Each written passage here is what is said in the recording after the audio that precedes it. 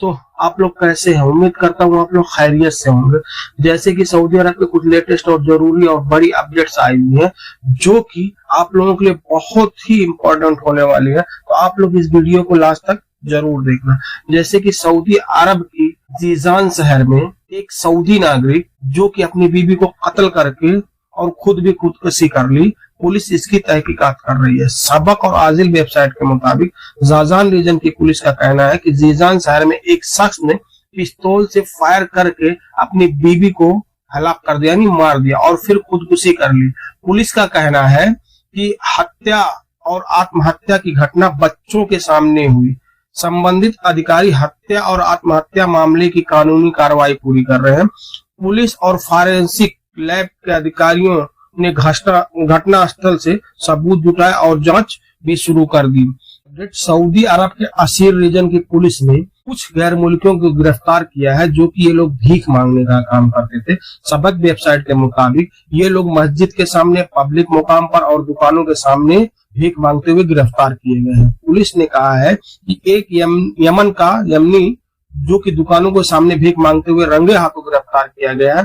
दूसरा एक सामी देश का रहने वाला है जो कि मस्जिद के सामने, और एक जो तीसरा है वो भी यमन देश का रहने वाला है जो कि ट्रैफिक सिग्नल पर भीख मांगते हुए गिरफ्तार किया गया है।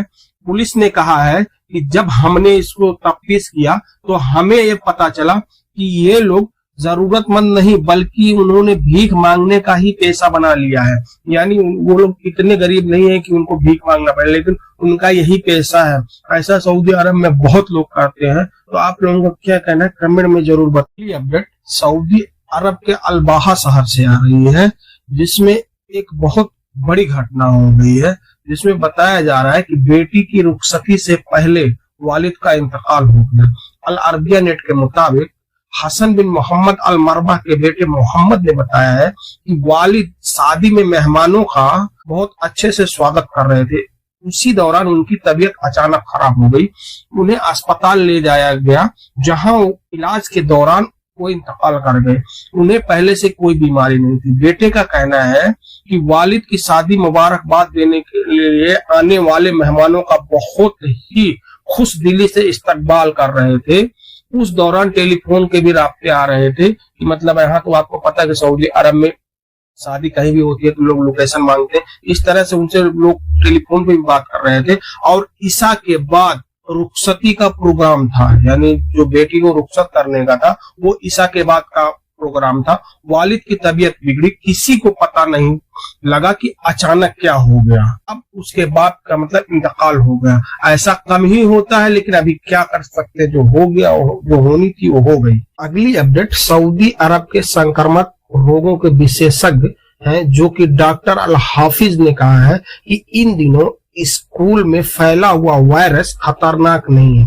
सबक वेबसाइट के मुताबिक उन्होंने कहा है यह वायरस आमतौर पर 8 साल तक के बच्चों की उम्र को लगता है। उन्होंने कहा है इस बीमारी में हाथ, पांव और मुंह का सिंड्रोम कहा जाता है और यह अपनी मुद्दत पूरी करके खत्म हो जाता है। आमतौर पर यह वायरस स्कूलों में बच्चों के मेल मिलाप से फैलता है। उन्होंने कहा है कि बुखार और थकन उसकी अलामत है और कुछ दिनों के बाद हाथ, पांव और मुंह के अंदरूनी हिस्से में दाने निकल आते हैं। वायरस से परेशान होने की जरूरत नहीं है, यह मौसमी है और अपने वक्त पर खत्म हो जाती है। तो जैसे आप लोगों को पता है कि इंडिया में भी ऐसा होता है, तो वहाँ हम लोगों को उस भाषा में उसको चेचक बोलते हैं या बोलते हैं अगिया निकल गया। अगिया दूसरी चीज है, चेचक दूसरी चीज है।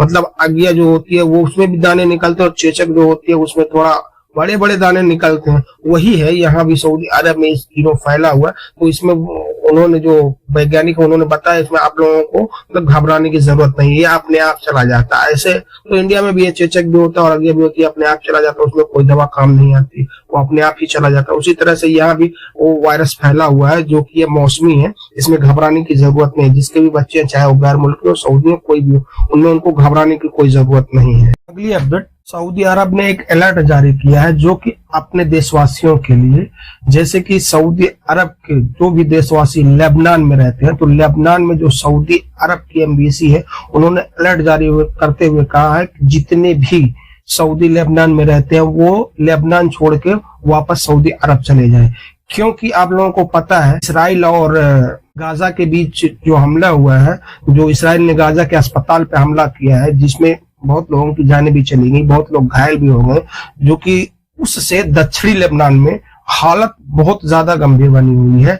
इसलिए सऊदी अरब ने कहा है कि जितने भी मेरे देशवासी हैं लेबनान छोड़ के सऊदी अरब चले हैं, जिसमें आगे ये भी बताया गया कि 57 इस्लामिक देशों ने OIC के मंच पर इजराइल की नीतियों की निंदा की है, यानी कड़ी निंदा की है उसकी, और कहा है कि इसे शांत प्रक्रिया में सहयोग करने का आग्रह किया है। उन्होंने अंतर्राष्ट्रीय समुदाय से इस संकट को हल करने के लिए हस्तक्षेप की मांग की है, जिसमें आगे अपडेट्स में बताया गया है कि गाजा में जो हमला किया गया है उसमें 3478 लोग मर गए हैं और 12,000 प्लस, मतलब 12,000 से ज्यादा लोग घायल भी हैं उसमें, जो कि बताया जा रहा है कि ये बहुत गलत हमला इसराइल ने गाजा के ऊपर कर दिया, क्योंकि उसे अस्पताल पे नहीं करना चाहिए था, जो कि उसने एक गाजा के अस्पताल पे कर दिया, जो कि वहां बहुत सारे मरीज भी मौजूद थे, उसके मतलब रिश्तेदार, देखने वाले या डॉक्टर या उसका स्टाफ, बहुत सारे लोग मौजूद थे,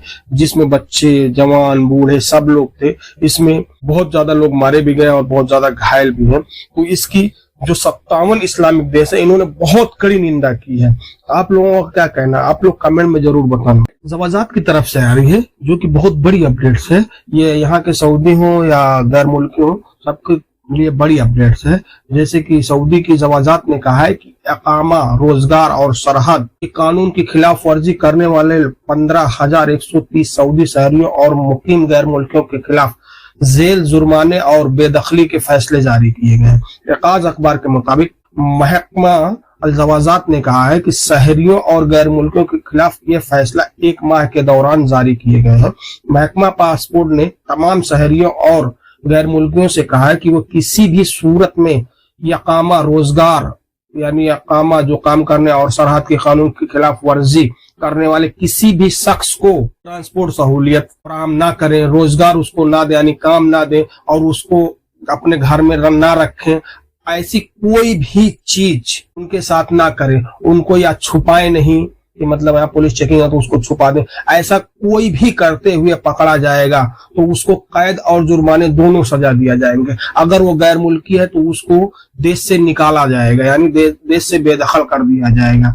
ऐसे लोगों के पास, जिसके पास इकामा नहीं है, जो सरहद पार करके आए हैं या वो रोजगार कर रहे हैं लेकिन वो गलत कर रहे हैं, मतलब उनका इकामा दूसरा और काम दूसरा कर रहा है, क्योंकि सऊदी अरब में चेकिंग बहुत तेजी से चल रही है। तो आप लोगों भाई से गुजारिश है कि जिसके भी इकामे सही नहीं है वो सही कर ले, या अगर वो लोग बॉर्डर क्रॉस करके आए हैं तो वो लोग चाप चले जाएं, नहीं तो उनको इस देश से बेदखल कर दिया जाएगा। आपको पता है अगर सऊदी उसमें पाया गया कि वो उनको छुपा रहा है या उनको काम दिया है तो उनके ऊपर जुर्माने साबित कर दिए जाएंगे, यानी उनको ज्यादा जुर्माना कर दे दिया जाएगा। तो बस आज के लिए इतना ही, फिर मिलेंगे इंशाल्लाह किसी नेक्स्ट वीडियो में, तब तक के लिए अल्लाह हाफिज़।